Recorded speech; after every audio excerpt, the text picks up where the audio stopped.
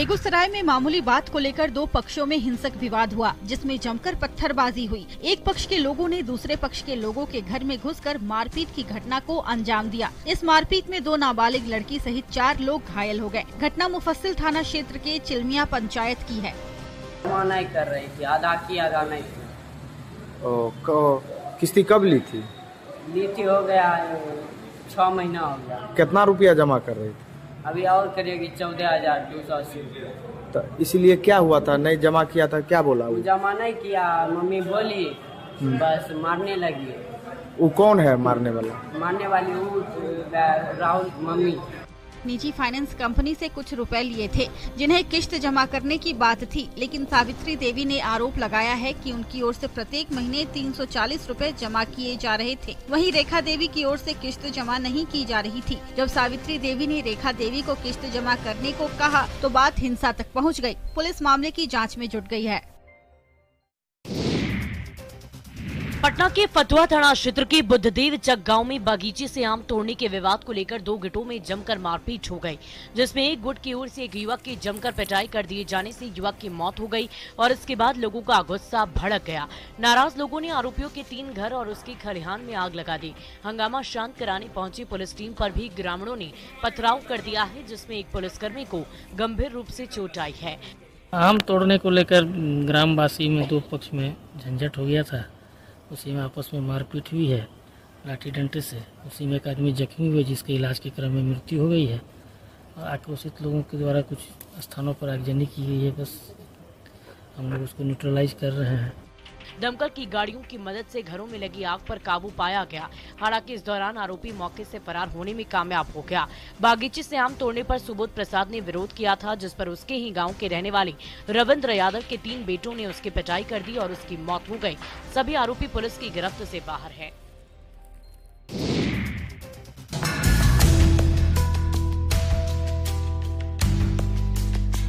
कोयलांचल में एक बार फिर से खूनी खेल खेला गया। धनबाद के कुमारधुबी बाजार में मामूली विवाद में चाकूबाजी की घटना हुई।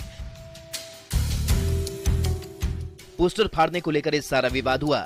नाबालिगों के बीच जमकर चाकूबाजी हुई। उसकी गर्दन, सिर और पीठ में चाकू से वार किया गया। घायल नाबालिग नीचू धौड़ा का रहने वाला है।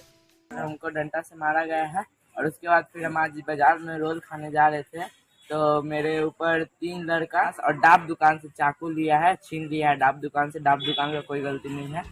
चाकूबाजी की बात तार की तरह इलाके में फैल गई। मौके पर लोगों की भीड़ जमा हो गई। घायल को निरसा CSC में इलाज के लिए भर्ती कराया गया है। पीड़ित के परिजनों ने इसकी शिकायत कुमारधुबी थाने में की है। शिकायत मिलने के बाद पुलिस की टीम जांच में जुट गई है। चाकूबाजी की घटना के बाद से लोग दहशत में हैं। लोग पुलिस के रवैये से भी नाराज नजर आए।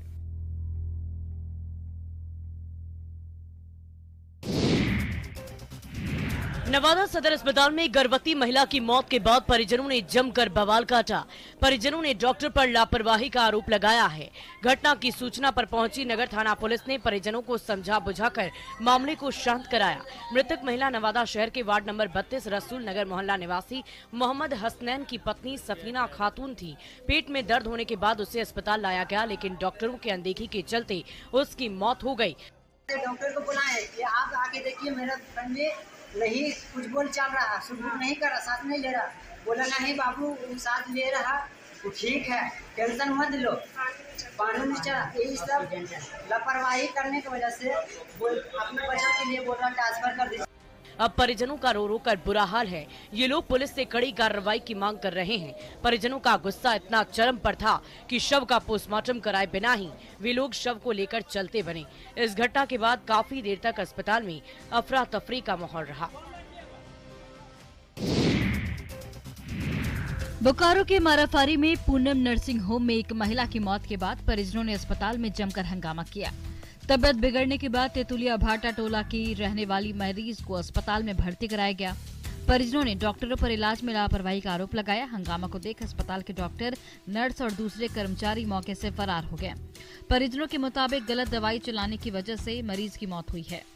देवी मेरी दीदी लगती है, उनको हम लोग कल लेके आए थे, यहाँ एडमिट किए थे। तो ये लोग बोले 2-4 बोतल पानी चढ़ाएंगे पूनम नर्सिंग होम। तो सर बोले कि 2-4 बोतल पानी चढ़ाएंगे तो नॉर्मल हो जाएगी। तो फिर हुआ कि 2 बजे तक ये बोले कि मलेरिया डेंगू ये सब का जांच करना होगा तो 2000 रुपये जमा दे दो। तो जांच के लिए हम लोग 2000 रुपये दे दिए। परिजनों ने अस्पताल के डॉक्टरों पर फर्जी होने का आरोप लगाया है। हंगामा इस कदर बढ़ा कि मौके पर पुलिस की टीम को आना पड़ा। हालात को काबू करने पुलिस के पसीने छूट गए। परिजनों ने पुलिस से कड़ी कार्रवाई की मांग की है। पुलिस की ओर से भरोसा मिलने के बाद परिजनों का गुस्सा शांत हुआ। काफी देर तक हंगामे की वजह से अस्पताल में अफरा तफरी का माहौल बना रहा।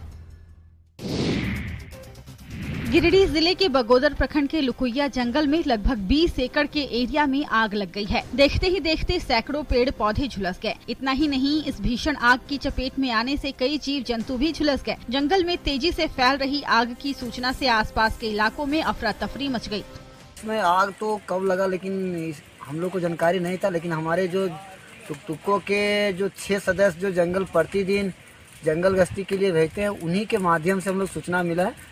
तो उसी के आधार पर फिर हम जितना भी टुकटुकों के नवयुवक लड़का करीब 20 या 50 की संख्या में आए हुए हैं आग को काबू पाने के लिए। स्थानीय लोगों और वन बचाओ समिति के सदस्यों की मदद से आग पर काबू पाने की कोशिश की गई। काफी मशक्कत के बाद आग पर काबू पाया गया, लेकिन अब तक काफी नुकसान हो गया। हालांकि अभी तक पता नहीं चल पाया है कि आग कैसे लगी। वन विभाग की टीम आग लगने की वजहों की जांच में जुट गई है। बता दें कि कुछ दिन पहले भी जंगल में आग लग गई थी, जिससे काफी नुकसान हुआ था।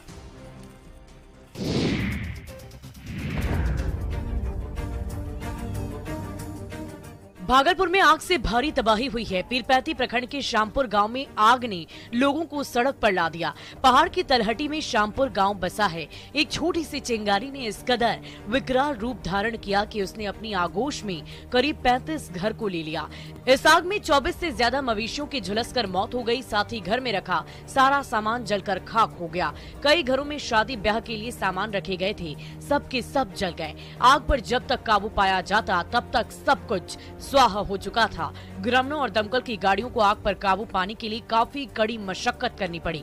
काफी देर तक पूरे इलाके में अफरा तफरी का माहौल रहा। आग बुझाने के बाद गांव में सन्नाटा पसरा रहा। राख के बीच लोग अपने आशियाने के निशाने मलबे के तौर पर जो दर्द उन्हें मिला है वो उन्हें सालों तक सताता रहेगा। आशियाना जल जाने के बाद लोग सड़क पर हैं, खुले आसमान के नीचे रहने को मजबूर हैं। पीड़ित परिवारों ने प्रशासन से मदद की गुहार लगाई है। गोपालगंज में पर्यटन विभाग की ओर से आयोजित थावे महोत्सव में भोजपुरी सिंगर प्रियंका सिंह को मंच पर अपमान करने का एक वीडियो सोशल मीडिया पर वायरल हो रहा है। थावे महोत्सव के मंच पर सिंगर प्रियंका सिंह को पहले गाने से रोका गया, इसके बाद उनके हाथ से माइक छीन ली गई। अपमान की वजह से फूट फूट कर वो रोने लगी। माई के दरबार में एक बेटी कल रो के आई है और इसका इंसाफ तो मैं माता रानी पे ही छोड़ती हूँ कि थावे वाली मैया जो इसका इंसाफ करेंगी। और मैं बिहार सरकार पर्यटन विभाग से मैं यही मांग करती हूँ कि मेरे साथ जो अन्याय हुआ है उसका न्याय मुझे चाहिए। मुझे न्याय चाहिए। आपके साथ किया गया, क्या लगता है आपको? अब मुझे तो नहीं पता कि मेरे साथ ऐसा क्यों किया गया। थावे महोत्सव की मंच पर फूट फूट कर रो रही और दोनों हाथ जोड़कर इंसाफ की मांग कर रही भोजपुरी सिंगर प्रियंका सिंह थावे महोत्सव में अपनी प्रस्तुति देने पहुंची थी, लेकिन बीच कार्यक्रम में मंच पर भोजपुरी सिंगर के साथ ऐसा सलूक किया गया, जिसके बाद सोशल मीडिया पर पर्यटन विभाग और जिला प्रशासन की फजीहत हो रही है। वहीं इस पूरे मामले में डीएम डॉक्टर नवल किशोर चौधरी ने कहा कि विधि व्यवस्था को देखते हुए कार्यक्रम को देर रात समाप्त करनी पड़ी। गिरिडीह के कई इलाकों में पानी के लिए त्राहिमाम मचा है। कई प्रखंडों में लोग पानी की एक एक बूंद के लिए दर दर भटकने को मजबूर हैं। तीसरी प्रखंड के मुसहरिया में पानी के लिए हाहाकार मचा है, लेकिन शुद्ध पानी की व्यवस्था नहीं है, लिहाजा लोगों की प्यास नदी के गंदे पानी से बुझती है।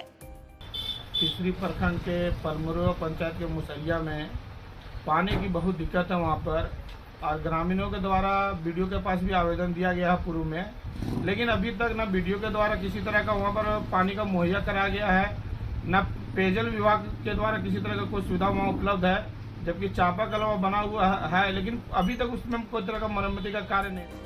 हर बात अधिकारियों को मालूम है, लेकिन इस गांव की प्यास बुझाने की जहमत आज तक किसी ने नहीं की। पानी के लिए गांव की महिलाएं तपती गर्मी में कई किलोमीटर का सफर तय करती हैं। मीलों सफर तय करने के बाद भी इन लोगों को दूषित पानी नसीब होता है, जिससे गंभीर बीमारी का खतरा हमेशा बना रहता है। बोकारो में इन दिनों चोर मंदिरों को निशाना बना रहे हैं। लगातार तीसरे दिन चोरों ने मंदिरों को निशाना बनाया है।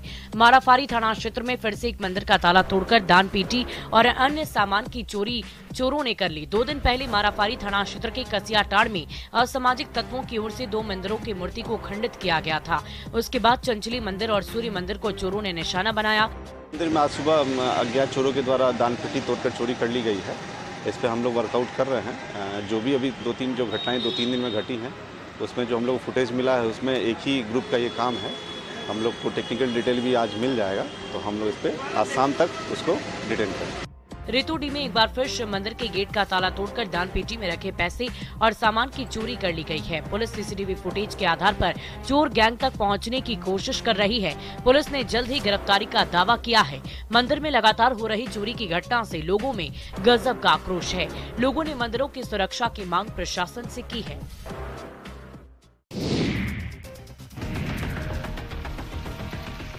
रांची में पानी की बर्बादी करने वालों पर 10,000 का जुर्माना नगर निगम की ओर से तय किया गया है। ऐसा इसलिए क्योंकि राजधानी के कई इलाकों में पानी की जबरदस्त किल्लत है। लेकिन आपको जानकर हैरानी होगी कि आदेश देने वाला निगम खुद ही अपने नियमों की धज्जियां उड़ाने में लगा है।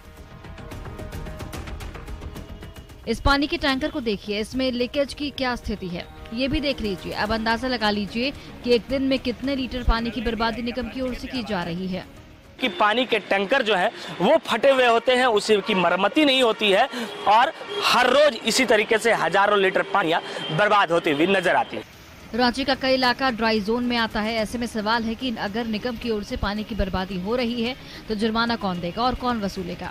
टैंकर में लीकेज की वजह से तो पानी की बर्बादी होती ही है, साथ ही साथ टैंकर चालक की लापरवाही से भी पानी बर्बाद हो रहा है। पानी भरने के दौरान चालक किसी और काम में बिजी रहता है, जिससे पानी की बर्बादी होती है। वैशाली प्रखंड की अभवा चक्तू गांव में उस समय कौतूहल मच गया जब एक विचित्र विशाल पक्षी गांव में आ गया। देखते ही देखते मौके पर ग्रामीणों की भीड़ जुट गई। लोगों ने इसकी सूचना वन विभाग को दी। इस पक्षी को देखने के बाद ग्रामीणों को रामायण के पक्षी राज गरुड़ की याद आ गई। हालांकि कई लोग इसे हिमालयन गिद्ध भी कह रहे हैं। हम लोग को गाँव से सूचना मिली थी कि अजीबोगरीब ढंग का पक्षी यहाँ गिरा हुआ है।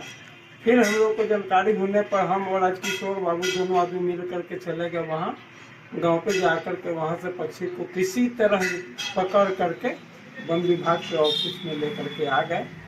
वन विभाग के कर्मी ने बताया कि इस पक्षी को कार्यालय तक लाने में काफी परेशानी झेलनी पड़ी। पक्षी का वजन करीब 8 से 10 किलोग्राम होने का अनुमान है।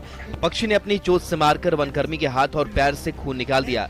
संभव है इसे पटना के संजय गांधी जैविक उद्यान या फिर भागलपुर गरुड़ संरक्षण केंद्र भेजा जाए। फिलहाल ये फैसला वन विभाग के अधीन है। अभी हाल ही में एक और हिमालयन गिद्ध कानपुर के पास मिला था। रामगढ़ में शरारती तत्वों ने किसानों को जबरदस्त नुकसान पहुंचाया है। पतरातू प्रखंड के महुआ टोला में खेत और बागवानी में किसी ने आग लगा दी, जिससे किसानों की मेहनत राख में तब्दील हो गई। इस अगजनी में केवल फसलों को ही नुकसान नहीं हुआ बल्कि पेड़ पौधे भी बर्बाद हो गए। 1 एकड़ भूमि पर मनरेगा योजना के तहत 3,73,000 की लागत से लगाए गए आम समेत दूसरे फलदार वृक्ष जलकर नष्ट हो गए। आग से मेरा तरबूजा ड्रिप पूरा जल गया। कितना खेती किया था, कितना जमीन? 50 डिसमिल में पूरा जल गया। पूरा। उसके अलावा क्या जला है? उसके अलावा आम का बगीचा है, यहाँ पूरा आम भी जल गया है पूरा। फिर बगान भी उधर पूरा। आग कैसे लगा था? आग लगा दिया होगा कोई।